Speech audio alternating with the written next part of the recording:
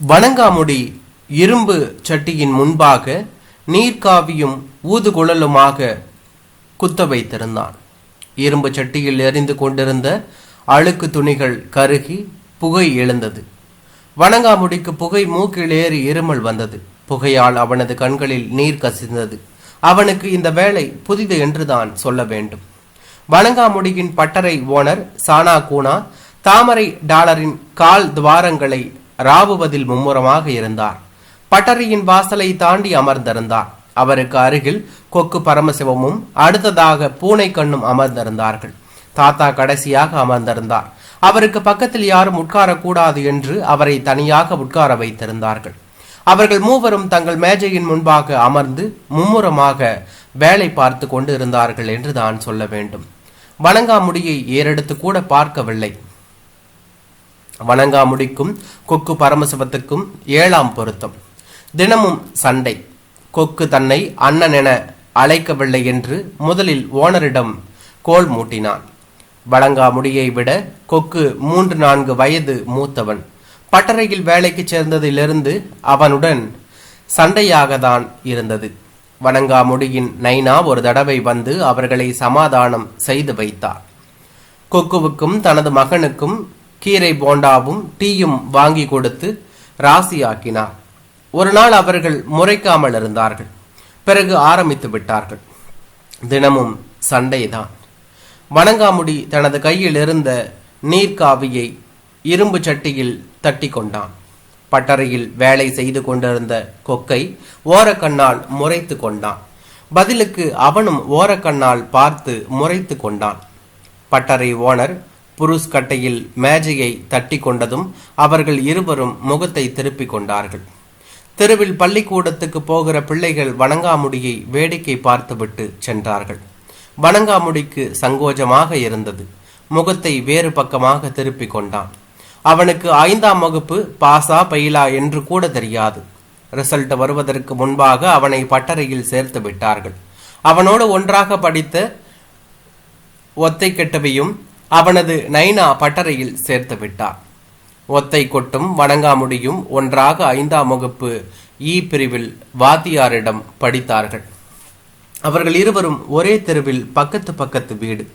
அவர்களது நைனாமார்கள் இருவரும் 6ஆம் வகுப்பு எல்லாம் படிக்க வேண்டாம், பேசாமல் பட்டறைக்கு வேலைக்கு போங்க என்று சொல்லிவிட்டார்கள்.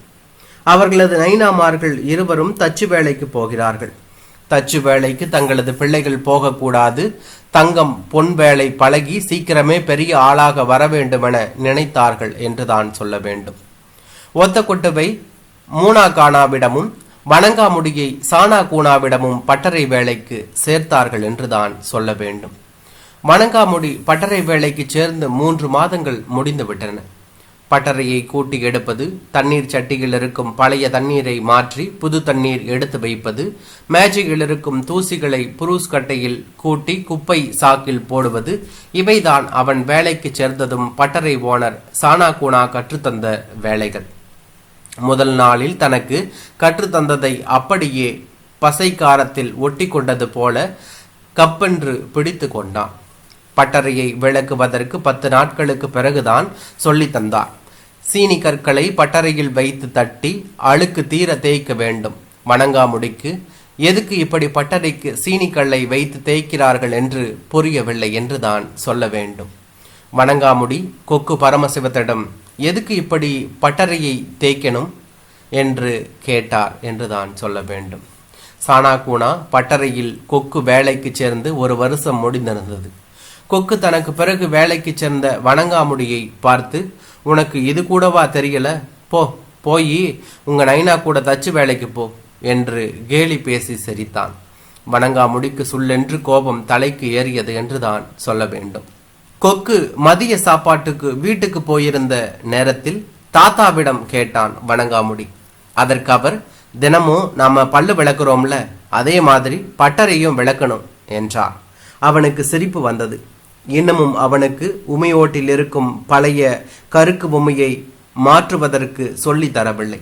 அதுதான் முக்கியமான வேலை என்று கொக்கு சொன்னான். தினமும் கொக்கு வந்த பிறகுதான் அந்த வேலை நடக்கும். கொக்கு பெரிய மனுஷன் போல உமியோட்டை தொட்டு கும்பிட்டு வேலையை ஆரம்பிப்பான். அவன் பெரிய பந்தா பார்ட்டி.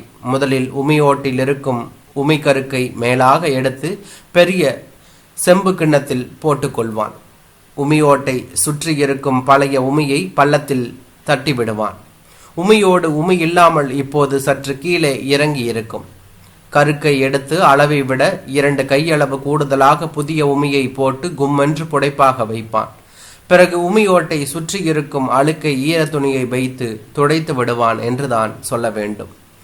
கொக்கு வேலை செய்யும் போது அவன் கேட்பதற்கு முன்பாகவே சாமான்களை எடுத்து தர வேண்டும் என்று தான் சொல்ல வேண்டும். இல்லை என்றால் அவனுக்கு கோபம் வந்துவிடும். தனக்கு மட்டும் இந்த வேலையை சொல்லி கொடுத்து விட்டால் பிறகு கொக்கை எந்த ஊரு வந்து பாரு என்று ஒரு கை பார்த்து விடலாம் என்று நினைத்து கொண்டான் வணங்காமுடி. பட்டறை எடுத்து வைக்கின்ற வேலைகள் முழுவதும் அவனுக்கு அத்துப்படி ஆகிவிட்டது. தெருவை வேடிக்கை பார்த்து கொண்டிருந்தவனிடம் பின்னந்தலையில் ஓங்கி அடி விழுந்தது. வழியில் கத்திவிட்டான். வழியோடு திரும்பி பார்த்தான். அவனது ஓனர் சானா கூனா நின்றிருந்தார். அவனை பார்த்து, வேடிக்கை என்னடா, நீர்காவிய சுடுரா என்று அதட்டினார். அவன் இடுக்கியை தந்தான். வாங்கி கொண்டவர் இரும்பு சட்டியின் மேலே இருந்த துணிகளை எடுத்து பார்த்தார். ஊற்றிய மண்ணெண்ணெய் சட்டியின் மேலாக மட்டும் எஞ்சி இருந்தது. கீழே இறங்கவில்லை. நாக்கை துருத்தி கொண்டவர் கீரமுண்ட என்று திட்டினார். வேட்டியை தூக்கி கட்டி கொண்டு குத்த வைத்து கொண்டார். பட்டறை ஓனர் சானா கூனா இரும்பு சட்டியின் அடியில் இருந்த துணிகளை நீர்க்காவியால் புரட்டி விட்டார். புகை கிளம்பியது. பிறகு குப்பென்று தீ பற்றி கொண்டது. அவனிடம் நீர்க்காவியை கொடுத்து துணிகளை மாறி மாறி புரட்டிவிட வேண்டும் என்று பக்குவம் சொல்லிக் கொடுத்தார். வணங்காமுடிக்கு சிவுக்கென்றானது. இவ்வளவுதானா? இதுக்குதான் இவ்வளவு பந்தாவா என்று மனதில் நினைத்து கொண்டான். தீ அவனது தலை உயரத்திற்கு எழுந்தது. துணிகள் கருக தொடங்கின. கங்குகளை அவனால் பார்க்க முடிந்தது. ஆனால் அவனது முகத்தில் அடித்து வியர்த்தது.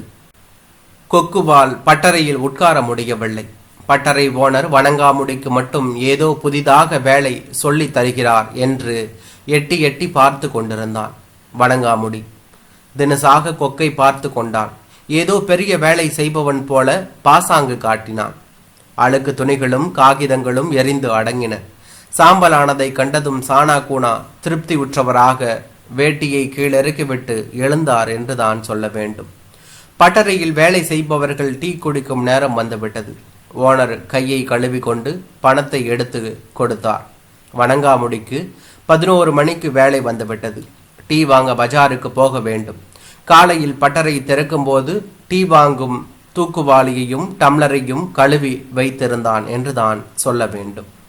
வணங்காமுடி பஜாருக்கு போகும்போது வேறு ஏதேனும் வேலை இருந்தால் சொல்ல மாட்டார்கள். மெருகு கடை பட்டறைக்கு, சாமான்கள் வாங்கும் கடைக்கு, மெஷின் பட்டறைக்கு என்று ஏதாவது வேலை இருக்கும். மறந்து விடுவார்கள். டீ குடிக்கும் போது அவர்களுக்கு ஞாபகம் வரும், இன்னொரு தடவை பஜாருக்கு போக வேண்டும், அதிலும் கொக்கு வேண்டுமென்றே அவனை அலைய விட வேண்டும் என்று ஏதாவது ஒரு வேலையை சொல்லி அலைய விடுவான் என்று தான் சொல்ல வேண்டும். வணங்காமுடி டீ வாங்க தூக்குவாளியை தூக்கி கொண்டு பஜாருக்கு கிளம்பினான். அவன் பட்டறையை விட்டு கீழே இறங்கியதும் கொக்கு ஓனர் காதில் ஏதோ பேசினான். அவன் பேசியது வணங்காமுடிக்கு கேட்கத்தான் செய்தது என்று தான் சொல்ல வேண்டும். அண்ணே, உமி தீந்து போச்சு, ரைஸ் மில்லுக்கு போய் உமி வாங்கணும் என்றான். வணங்காமுடி, இருடி மாப்பிள, என்னையவா மாட்டி விடுற? உன்னை நான் மாட்டி விடுறேன் பாரு. நீ தாண்டி இன்னைக்கு சாக்கு பைய தூக்கிக்கிட்டு ரைஸ் மில்லுக்கு போக போற என்று மனதில் நினைத்து கொண்டான். பஜாரில் கூட்டமாக இருந்தது. டீ கடையில் டோக்கன் வாங்கி கொண்டான். டீ மாஸ்டரிடம், அண்ணே, சானா கூனா பட்டறைக்கு 2 டீ பார்சல், ஸ்ட்ராங்கா, ஜீனி கூடுதலா போட்டு தாங்க என்றான். மாஸ்டர் அவனை முறைத்து கொண்டே புதிய டீ தூள் மாற்றினார் என்று தான் சொல்ல வேண்டும். வணங்காமுடி கடையில் இருந்த மிட்டாய்களும் பிஸ்கட்டுகளும் இருந்த கண்ணாடி பாட்டில்களை ஒவ்வொன்றாக பார்த்து கொண்டு நின்றான். ஒத்தை கொட்டு தூக்குவாளியை ஆட்டிக்கொண்டு நடந்து வருவதை வணங்காமுடி பார்த்தான். அவனும் டீ கடைக்கு வந்தான். அவனது கண்கள் கலங்கி சிவந்திருந்தன. ஒத்தை கொட்டு தூக்குவாளியை டீ மாஸ்டரின் முன்பாக டொம் என்று வைத்தான். அண்ணே, மூணாக்கானா பட்டறைக்கு 2 டீ பார்சல் என்று கத்தி சொன்னான். டீ மாஸ்டர் பீடியை பற்ற வைத்து கொண்டு ஸ்டவ்வின் உஷ்ணத்தை உயர்த்தினார். ஒத்தை கொட்டும் வணங்காமுடியும் ஒருவரை ஒருவர் பார்த்து கொண்டார்கள் என்றுதான் சொல்ல வேண்டும். டேய் வணங்காமுடி, இன்னைக்கு அந்த மூணாக்கானா டோனியிலேயே ஓங்கி அடிச்சிட்டான்டா, வலி உசுறு போயிருச்சுடா என்று கண் கலங்கியபடி சொன்னான். எதுக்குடா அடிச்சாரு உங்க ஓனரு என்று கேட்டான். காலையிலேயே பட்டறைக்கு வர்றப்ப ரைஸ் மில்லுக்கு போய் 4 பெட்டி உமி வாங்கிட்டு வாடான்னு சொல்லி நேற்று ராத்திரியே காசு கொடுத்து விட்டாருடா. நான் வாங்கிட்டு வர மறந்துட்டேன். காலையில் ரைஸ் மில்லுக்கு போய் வாங்கிட்டு வந்தேன் என்றான். ஒத்தை கொட்டு சொல்லியதை கேட்டதும் வணங்காமுடிக்கு என்னவோ போல் ஆகிவிட்டது. கொக்கு ஓனரிடம் சொல்லியதை இப்போது நினைத்து கொண்டான். கொக்குவின் பேச்சை கேட்டு தன்னை உமி வாங்க ரைஸ் மில்லுக்கு அனுப்பி விடுவார்களோ என்று பயந்தான் என்றுதான் சொல்ல வேண்டும். உனக்கும் அடி எனக்கும் அடி, எனக்கு கீரை முண்டன்னு வசவு வேற என்று சொன்னான். உனக்கு எதுக்குடா அடி என்று கேட்டான்.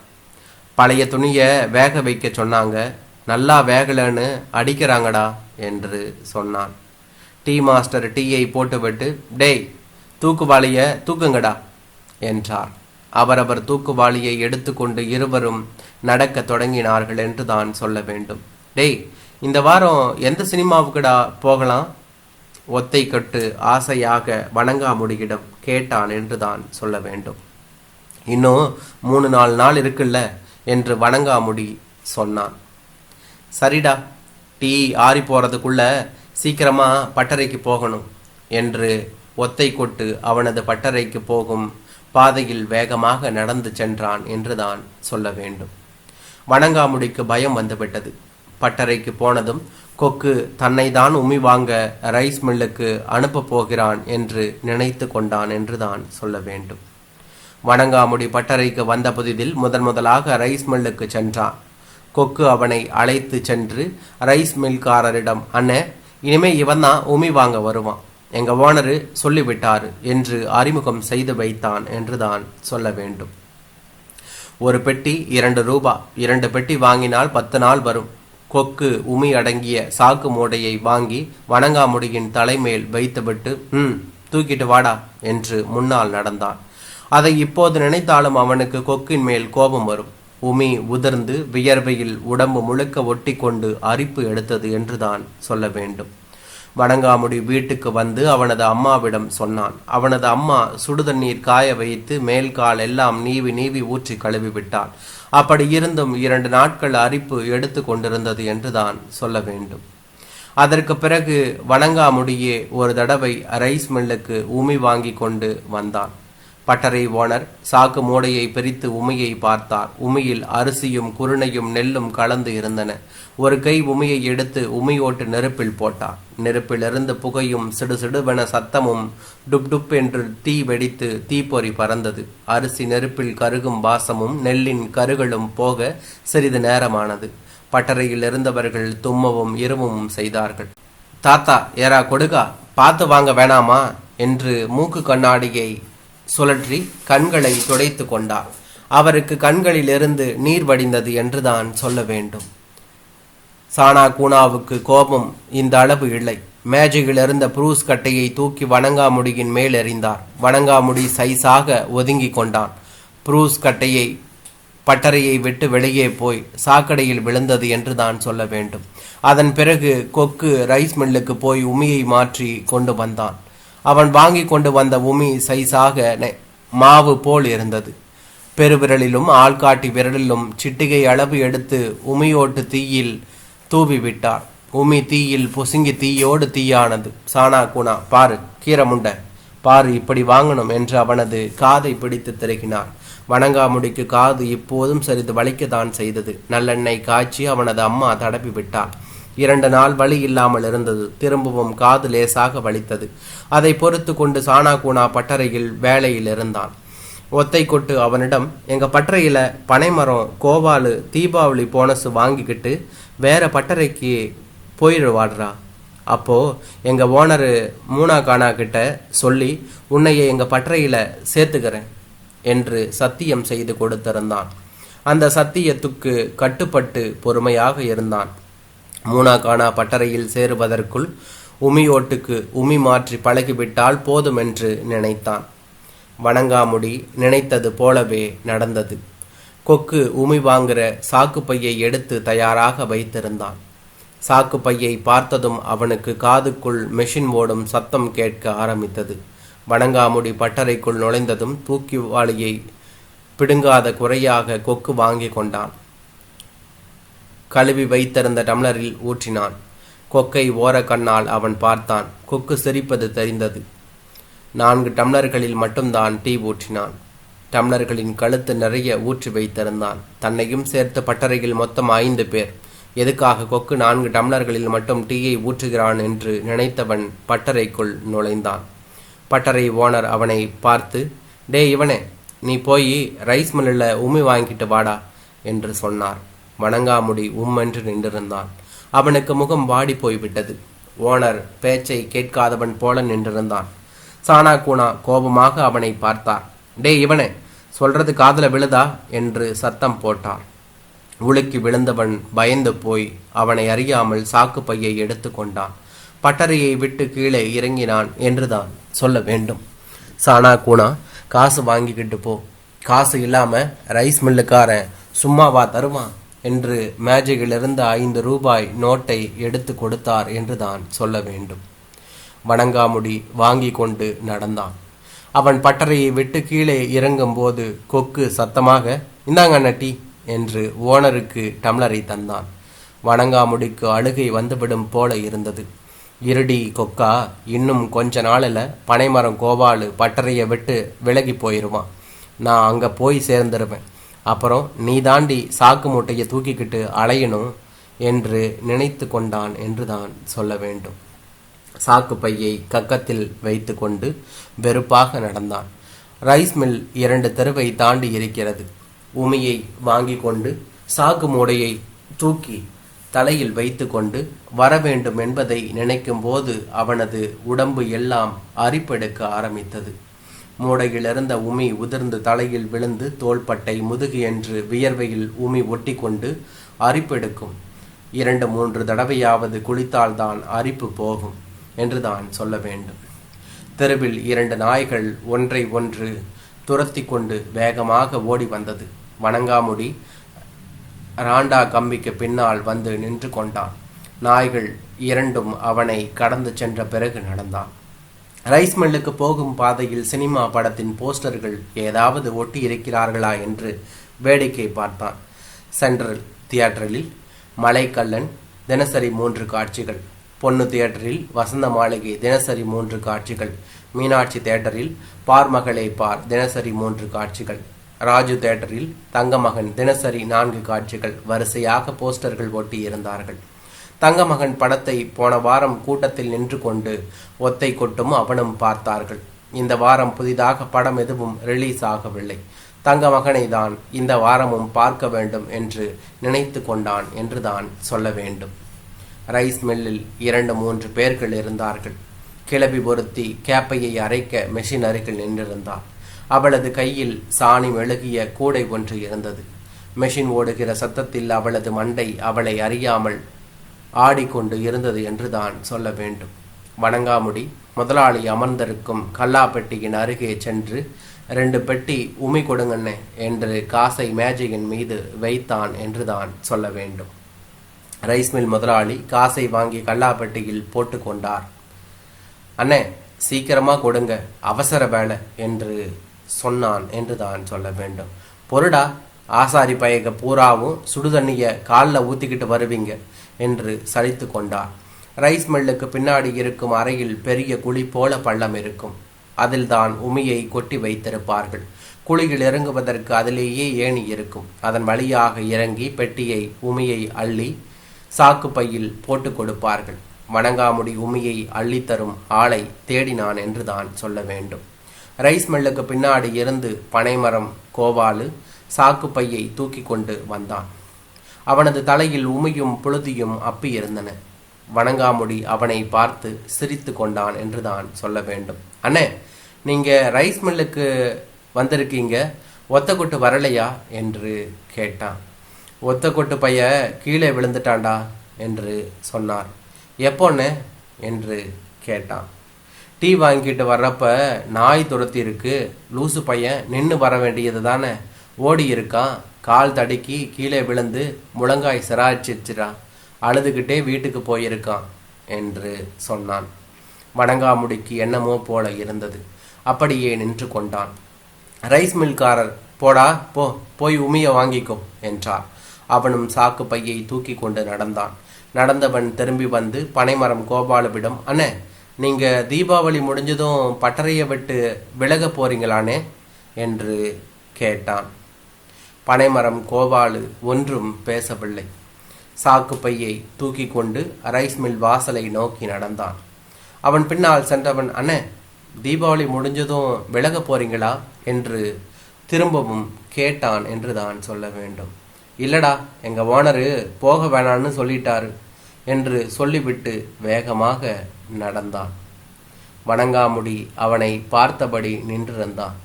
கேப்பை மாவை அரைத்து கொண்டு கூடையை தூக்க முடியாமல் தூக்கி கொண்டு கிளவி அவனை கடந்து போனாள் என்றுதான் சொல்ல வேண்டும். டேய், உமிய வாங்கிட்டு பட்டறைக்கு போடா என்று ரைஸ் மில்காரர் அவனை திட்டினார். வணங்காமுடிக்கு என்ன செய்வது என்று தெரியவில்லை. கொக்கு அவனை பார்த்து சிரிப்பது போல அவனுக்கு கேட்டது. மெஷின் ஓடும் சத்தத்தையும் மீறி அவன் சிரிக்கும் சத்தம் கேட்டது. சிரிக்கிறதை கேட்கக்கூடாது என்று வேக வேகமாக ரைஸ் மில் பின்பக்கத்துக்கு சென்றான். அவனை அறியாதபடி அவனது கண்களில் நீர்த்துளிகள் திரண்டு வந்து நின்றிருந்தன என்றான்.